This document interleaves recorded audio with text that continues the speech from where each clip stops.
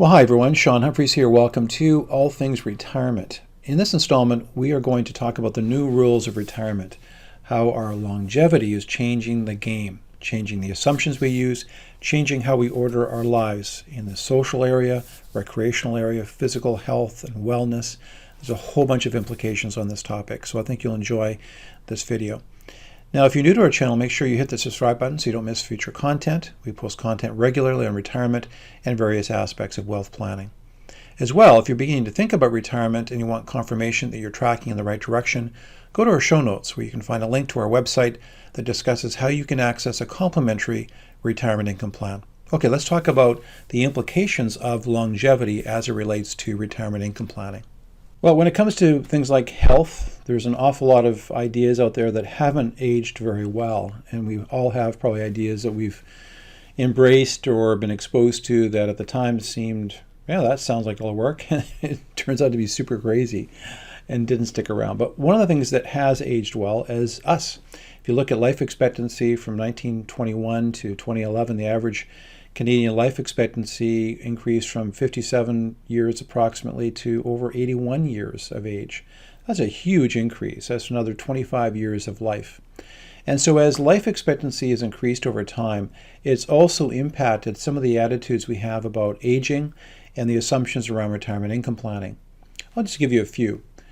As an example, it wasn't that long ago where advisors would use life expectancy numbers out to age 85. Now it's pretty common when working with clients that we say, listen, you need to be modeling your retirement income plan at least until age 95 because there's a pretty high probability that both of you are healthy if you're in a couple situation at age 65, that one of you will be still living into your 90s.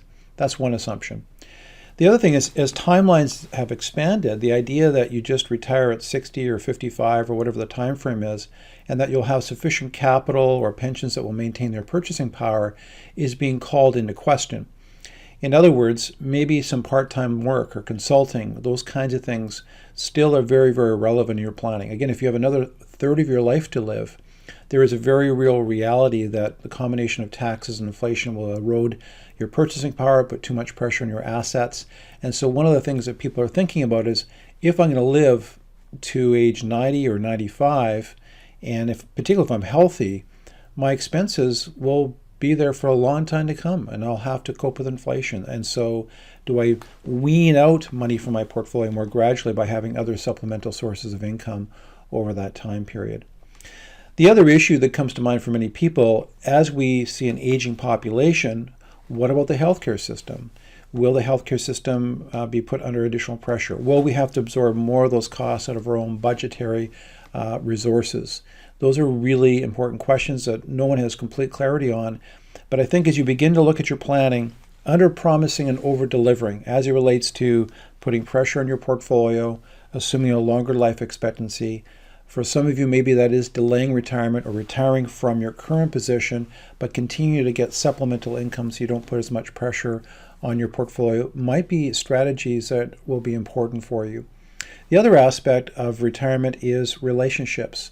So we've talked about this in previous videos. Many times people's relationships are sort of in certain circles while they're working, and as they transition into retirement, those circles get broken, and as a result, those relationships get broken as well. And you have to be very intentional around cultivating relationships outside of your work context, because relationships and social interaction are a critical aspect of a healthy retirement. And then finally, you've got the aspect of health that doesn't start the day you retire. That should be starting well in advance of retirement. So what can you do to foster overall health prior to retirement and long into retirement? Those are just a few ideas. I'm not casting a lot of answers in the context of this video, but just helping you hopefully to reflect on some of these things.